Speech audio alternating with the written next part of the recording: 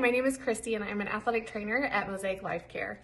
Foam rolling is a great self-myofascial release technique.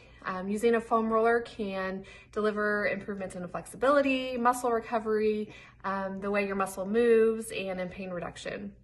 There's lots of different types of foam rollers and lots of different materials are made out of, but you can use any foam roller that is comfortable to you. Some benefits of foam rolling can include correction of muscle balances, muscle relaxation, improved joint range of motion, and reduced soreness and improved tissue recovery. Foam rolling should be done before any static or dynamic stretching, just to help loosen the tissue and help them lengthen a little bit when you are doing the stretching activity. Foam rolling can be done on any major muscle group.